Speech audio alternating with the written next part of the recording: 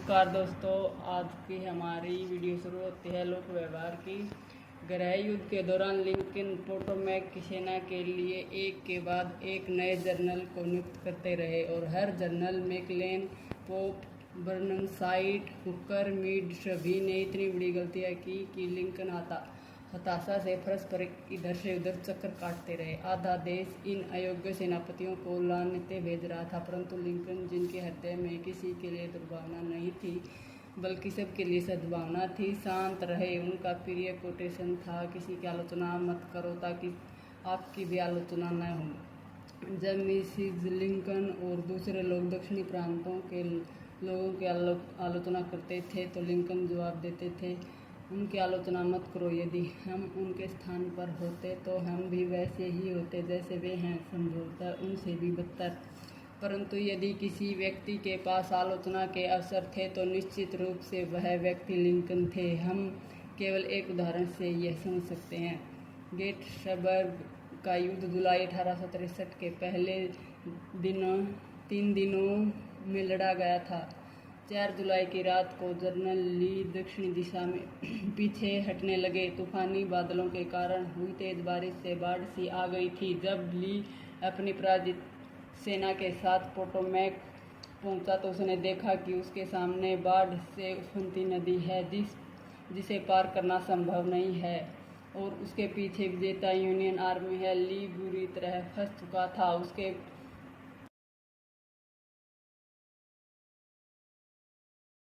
बात समझ गई। यह ईश्वर की कृपा से मिला एक सुनहरा अवसर था, ली की सेना को हराने का अवसर, जिससे युद्ध तत्काल समाप्त हो जाता। इसलिए दिल में आशा लिए लिंकन ने जनरल मीड को आदेश दिया कि वे युद्ध के विषय में कोई मीटिंग न करें बल्कि तत्काल ली पर हमला कर दें। लेकिन लिंकन ने अपने आदेशों को टेलीग्राफ कर दिया और फिर एक विशेष संदेशवाहक को मीड के पास भेजकर तत्काल कार्रवाई करने का आदेश दिया। जनरल मीड ने क्या किया, उसे जो आदेश मिले थे उसने उनके ठीक विपरीत काम किया। लिंकन के मना करने के बावजूद उसने सैन्य सभा की मीटिंग बुलाई। वह ली पर हमला करने में झिझका। उसने दुश्मन सेना को मारने काटने में टाल मटोल की। उसने सब तरह के बहाने बनाकर लिंकन को टेलीग्राफ किया, ली पर हमला करने से साफ इनकार कर दिया। आखिर बाढ़ का पानी उतर गया और ली अपनी सेना के साथ नदी पार करके सुरक्षित निकल गया। लिंकन क्रोध से पागल हो गए थे। इसका क्या मतलब? लिंकन अपने पुत्र के सामने चीख रहे थे, हे भगवान, इसका क्या मतलब? कितना सुनहरा अवसर था। दुश्मन हमारी गिरफ्त में था, हमें केवल अपने हाथ फैलाकर उसे पकड़ना मात्र था और फिर भी हमने उसे अपने हाथों से निकल जाने दिया। मेरे आदेशों के बावजूद मेरी सेना टस से मस नहीं हुई। परिस्थितियां ऐसी थी कि कोई भी जनरल ली को हरा सकता था। अगर मैं वहां होता तो मैंने स्वयं उसे अपने हाथों से कोड़े लगाए होते। लिंकन बड़े निराश थे। उन्होंने मीड को एक पत्र लिखा और आपको याद रखना चाहिए, अपने जीवन के इस दौर में लिंकन बेहद संयमित थे और उनकी शब्दावली बेहद शालीन और संयमित हुआ करती थी। 1863 में लिंकन का लिखा यह पत्र गंभीरतम आलोचना से कम नहीं कहा जा सकता था। प्रिय जनरल, मुझे नहीं लगता कि ली के बच निकलने की गंभीरता से आप परिचित हैं। वह हमारी मुट्ठी में था और उसे पकड़ लेने से युद्ध समाप्त हो सकता था, किंतु अब युद्ध लंबे समय तक चलने वाला है। जब आप पिछले सोमवार को नदी के इस तरफ ली पर हमला नहीं कर सके तो अब आप उसे हरा कर उसे कैसे गिरफ्तार कर सकते हैं, जबकि वह नदी के उस पार सुरक्षित जा चुका है और आप जितनी सेना तुम्हारे पास इस तरफ थी उस सेना का 2/3 भी सेना आप उस पार नहीं ले जा सकते। ऐसी आशा करना निश्चित रूप से अतार्किक है और मुझे नहीं लगता कि आप सब अधिक कुछ कर पाओगे। सुनहरा अवसर आपके हाथ से निकल चुका है और मुझे इस बात का बेहद अफसोस है। जनरल मीड को यह पत्र पढ़कर कैसा लगा होगा? मीड को यह पत्र कभी मिला ही नहीं। लिंकन ने इसे कभी मीड को भेजा ही नहीं। यह पत्र लिंकन की मौत के बाद उनकी फाइल में मिला। मैं ऐसा सोचता हूँ और यह केवल मेरी सोच है। जो गलत भी हो सकती है। वह यह कि यह पत्र लिखने के बाद लिंकन ने खिड़की से बाहर देखा होगा और स्वयं से कहा होगा, रुको, 1 मिनट रुको, संभवतः मैं जल्दबाजी कर रहा हूँ। व्हाइट हाउस के शांत माहौल में बैठकर मीड पर हमला करने की सलाह देना मेरे लिए आसान है, किंतु यदि मैं गेटसबर्ग की सीमा पर होता और यदि मैंने इतना खून खराबा देखा होता जितना मीड ने पिछले कुछ हफ्तों में युद्ध के दौरान देखा, यदि मेरे कानों में भी घायलों और मरने वालों की चीख पुकार गई होती, तो शायद मैं भी हमला करने के लिए तत्पर नहीं होता। यदि मैं मीड की तरह सुरक्षात्मक प्रवृत्ति का होता तो संभवतः मैंने भी वही किया होता जो उसने किया था। वैसे भी अब मौका हाथ से निकल चुका है। यदि मैं यह पत्र भेज दूंगा तो इससे मेरी भड़ास तो निकल जाएगी, पर इससे मीड को बहुत ठेस पहुंचेगी। वह मेरी आलोचना करेगा और स्वयं को सही साबित करने की कोशिश करेगा। इससे दुर्भावना पैदा होगी। सेनापति के रूप में मीड की उपयोगिता पूरी तरह प्रभावित होगी और इसके बाद वह संभवतः सेना से त्यागपत्र भी दे दे। मैं कहना यह चाहता हूँ कि लिंकन ने पत्र को लिखकर अपने ही पास रख लिया होगा। अपने जीवन के कटु अनुभव से वह जान चुके थे कि आलोचना और डांट फटकार से कभी कुछ नहीं होता। यदि कुछ होता तो केवल नुकसान।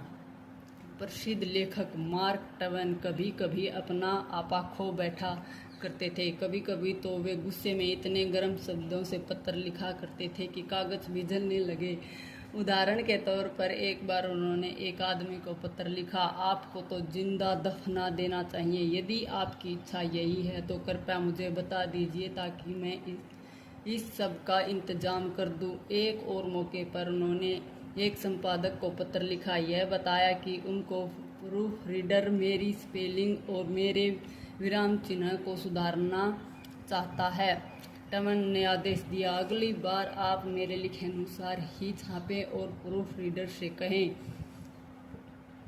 कि वह अपने सुझाव को अपने सड़े हुए दिमाग में ही सुरक्षित रखे। इस प्रकार के जहर से बुझे पत्र लिखने में मार्क ट्वेन को संभवतः मजा आता था। उनके दिल की भड़ास निकल जाती थी और इससे उन्होंने कोई नुकसान भी नहीं होता था, क्योंकि पत्रों को पोस्ट करने की जिम्मेदारी उनकी पत्नी की थी और वह कभी भी इन पत्रों को पोस्ट किया ही नहीं करती थी। क्या आप किसी ऐसे व्यक्ति को जानते हैं जिसे आप बदलना, सुधारना या बेहतर बनाना चाहते हो? बढ़िया, यह बहुत अच्छा विचार है। मैं इसके पक्ष में हूँ, परंतु क्यों न स्वयं से ही शुरुआत की जाए। विशुद्ध स्वार्थी ढंग से सोचें तो दूसरों को सुधारने की बजाय स्वयं को सुधारना हमारे लिए अधिक फायदे का सौदा होता है। हाँ, विश्वास कीजिए, और कम खतरनाक भी है। कन्फ्यूशियस ने कहा था, जब आपके खुद के घर की सीढ़ियाँ ही साफ न हों तो अपने पड़ोसी की छत पर पड़ी बर्फ के विषय में शिकायत मत कीजिए। जी दोस्तों, हम अपनी बात कभी नहीं मानते और चाहते हैं कि दूसरा हमारी हर बात माने। हमें अपनी बातों पर गौर करना चाहिए और सोचना चाहिए कि हम जो कहते हैं, जो निर्णय लेते हैं, क्या वो हम सब मान लेते हैं? नहीं, हम ऐसा नहीं करते। हम अपनी बात खुद कभी नहीं मानते। तो दोस्तों, इस पर हमने सोचना चाहिए। जब मैं युवा था और लोगों को प्रभावित करने की कोशिश किया करता था तो मैंने रिचर्ड हार्डिंग डेविस नामक एक लेखक को एक महत्वपूर्ण पत्र लिखा।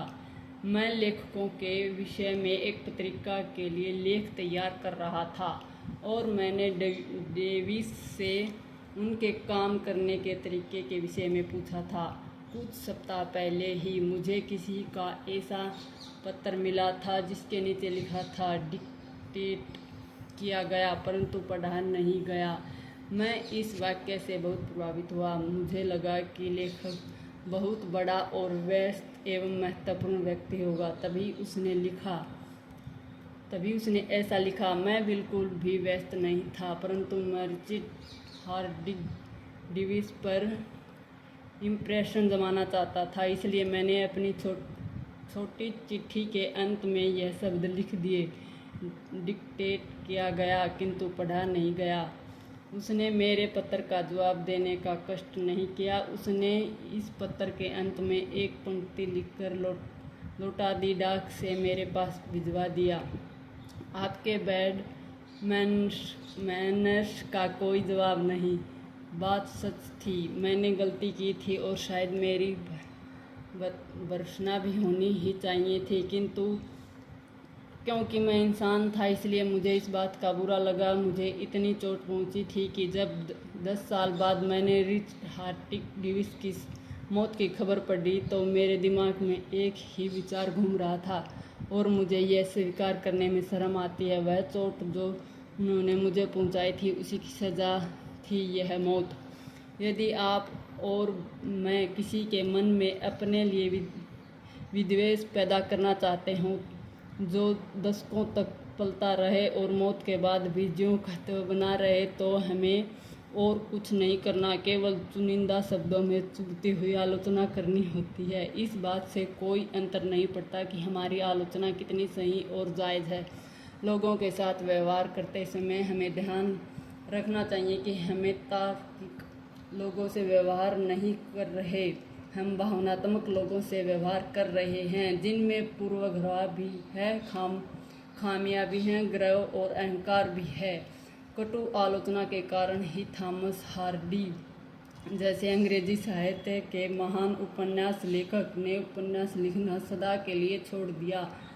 आलोचना के कारण ही अंग्रेजी के कवि थॉमस जैफरसन ने आत्महत्या कर ली थी। बेंजामिन फ्रैंकलिन, जो अपनी युवावस्था में अभद्र थे, आगे चलकर इतने कूटनीतिक बन गए, लोगों के साथ व्यवहार करने में इतने कुशल हो गए कि उन्हें फ्रांस में राजदूत भेजा गया था। फ्रांस के राजदूत के रूप में भेजा गया था। उनकी सफलता का राज क्या था? मैं किसी के बारे में बुरा नहीं बोलूँगा, उनका कहना था, और यदि कभी बोलूँगा तो हर एक विषय में अच्छा ही बोलूँगा। कोई भी मूर्ख बुराई कर सकता है, निंदा कर सकता है, शिकायत कर सकता है, और अधिकतर मूर्ख यही तो करते हैं।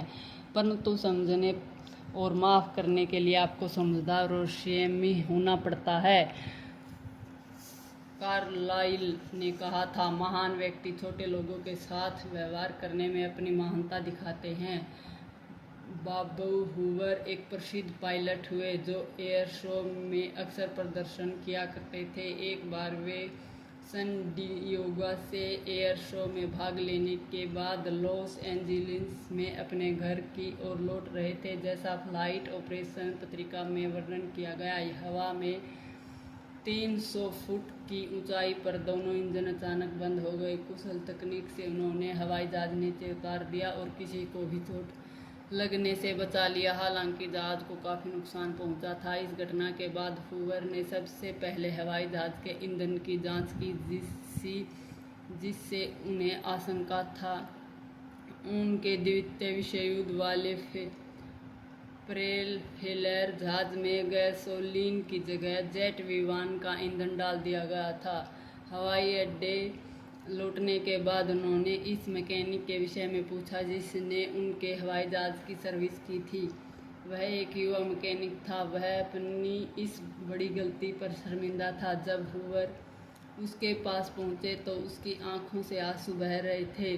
उसकी एक छोटी सी भूल से बेकीमती जहाज नष्ट हो गया था और 3 लोगों की जान जाते जाते बची। क्या आप हूवर के क्रोध का अनुमान लगा सकते हैं?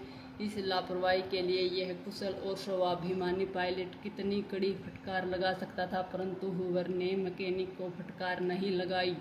उन्होंने उसकी आलोचना भी नहीं की। इसके स्थान पर उन्होंने उसके कंधे पर हाथ रखकर कहा, तुम्हें यह बताने के लिए कि मुझे तुम पर पूरा विश्वास है और मैं यह भी मानता हूँ कि तुम अब दोबारा गलती नहीं दोहराओगे। मैं चाहता हूँ कि तुम कल मेरे F-51 हवाई जहाज की सर्विस करो।